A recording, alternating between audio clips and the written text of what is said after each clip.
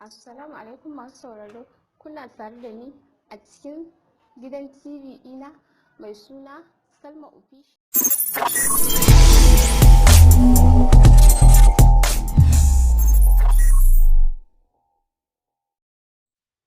A yau muna tare da ku akan yadda za ku yi albishir. Kayayyakin da za ku nema ba zai fice abubuwa guda 6 ba zuwa guda 4. Na farko dai madara, sai na biyu lemon tsami, sai na uku shuga, sai na 4 ruwa. Su ne muhimman abubuwan da za a nema idan za a yi albishir. Sai na 5 kuma leda, sai na 6 mai. Idan kika tashi zaki yi albishir ɗinki, za ki samu leda ta suga fara haka ko kuma farar leda, ki samu mai ɗan kaɗan ki ɗiga a jikin ledar, sai ki shafa wa jikin ledar. Idan kika shafa mata za ki tsaga ledar ne biyu. Idan kika tsaga ledar biyu za ki ɗiga mata farin mai, sai ki shafa. Idan kika shafa sai ki linke a barki, sai ki ajiye ta a gefe. Sai ki ɗauko lemon tsami. Lemon tsami idan kin tashi rabi za ki saka, rabi. Idan kuma babba ne ki sa rabi, idan ƙarami ne kuma ki sa guda 1, saboda nan kar ta yi tsami. Idan kika tashi za ki samu lemon tsamin nan ki matse shi. Idan kika matse shi ya matsu, sai ki samu rariya ki tace shi. Idan kika tace sai ki ɗauko suganki. Idan kika ɗauko suga sai ki zuba shi, ya danganta a abin da za ki yi. In tukunya ce, in kuma kasko ne, ya danganta da abin da za ki yi amfani da shi. Sai ki zuba sugan, sai ki ɗauko wannan ruwan lemon tsamin da kika matse, sai ki juye shi akan wannan sugan da kika ɗora kan wuta. Kina zuba sugan za ki zuba ruwan lemon tsamin. To idan kika zuba za ki samu cokali ki ta juyawa, za ki ga yana narkewa.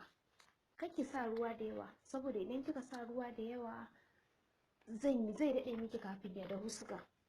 To idan sugan ya dahu, yadda za ki gane sugan ki ya dahu, idan ya fara kauri yana kumfa, za ki ɗan ɗauko cokalin ki ɗan ɗiga shi a gefen wani abun. Idan kika ɗan ɗiga a gefen wani abu, idan ya ɗan sha iska, sai ki sa hannunki ki tala, za ki ga yana danƙo.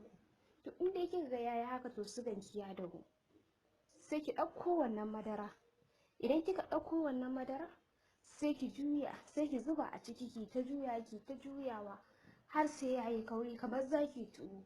Sai ki ta juya har sai yayi kauri, ba wai kauri kirtif ba, a'a, kawai zai kauri ne, kuma ba ruwa ba. Idan kika gama juya shi yayi wannan kaurin, sai ki sauke. Sai ki ɗauko wannan ledan naki da kika shafa mata mai. Idan kika ɗauko wannan ledan naki da kika shafa mata mai, sai ki samu wannan abin albishir ɗinki da kika gama, sai ki juye shi akan wannan ledan ki kankare. Daman kin san na ce ki raba ledan biyu. To idan kika tashi buɗe ledan zaki, tunda dama already kin shafa mata mai, sai ki buɗe ledan. Idan kika buɗe ledan sai ki juye wannan abin albishir ɗin naki da kika yi. Idan kika juye shi, kika kankare kika sa mai, kin san idan kika sa mai shine ba zai kama ba idan kin tashi kankarewa. So idan kika gama sai ki ajiye tukunyan, sai ki maida wannan murfin leda, tunda daman kin san ledan biyu aka raba ta.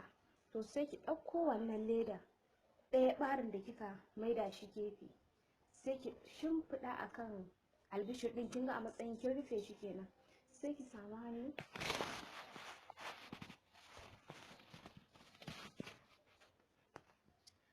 samu hannu, ki ɗan tattaɓa shi a hankali. Za ki ga yana plate, ko kuma ki samu yar muciya haka ki ɗan bi ta kan shi ki murza shi, ba ko ya taɓe sosai ba, a'a, tudu daidai da kika ga ana yin albishir. To ya danganta, in mai kauri zaki, in kuma ba mai kauri zaki ba, ya danganta da yanayin yadda zaki bar kaurin shi.